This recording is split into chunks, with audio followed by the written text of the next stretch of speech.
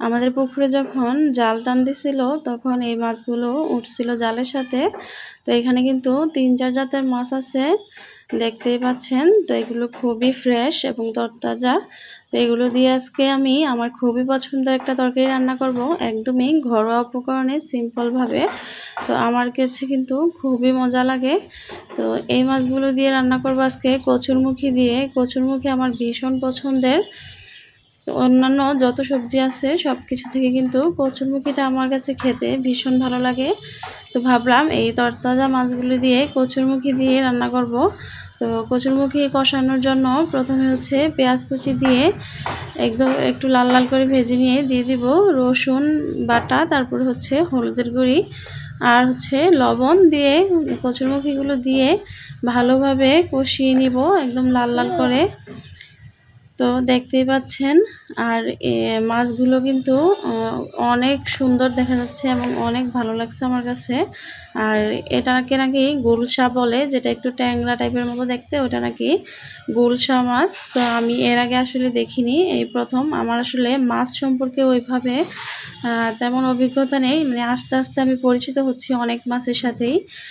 যখন হচ্ছে ছোট ছিলাম বিয়ের আগে, তখন হচ্ছে পাঙ্গাস, তেলাপিয়া, তারপর হচ্ছে ইলিশ, চিংড়ি, মানে এরকম পুঁটি, ট্যাংরা, মানে এরকম কয়েক জাতের মাছ চিনতাম আর কি।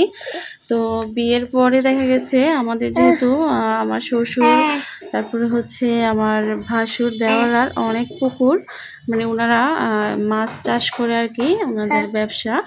তো অনেক ভিডিওতে হয়তো দেখেছেন কি পরিমাণে মাছ বাসায় নিয়ে এসেছে, এবং আমি হচ্ছে সবগুলো একেই প্রসেস করা লাগছে। তো ওই থেকে হচ্ছে আমি আস্তে আস্তে মাছের সাথে পরিচিত হচ্ছি, বা অনেক প্রজাতির মাছ আমি চিনতেছি। আর কিছুদিন আগে বন্যা হয়েছিল, তো বন্যার কারণে কিন্তু আমাদের পুকুরে অনেক প্রজাতির মাছ এসেছে। তো নতুন করে আমি অনেক মাছের সাথে পরিচিত হয়েছি আর কি। তো আজকে হচ্ছে আমার চীনা এই মাছটা খাওয়া হবে। তো ভাবলাম আমার পছন্দের তরকারি দিয়ে রান্না করি। তো রান্নাটা কেমন হয়েছে অবশ্যই কমেন্ট করে জানাবেন। আর হ্যাঁ, চ্যানেলটা কিন্তু সাবস্ক্রাইব করে দিবেন। যারা যারা ভিডিওটি দেখেছেন সবাইকে অসংখ্য ধন্যবাদ।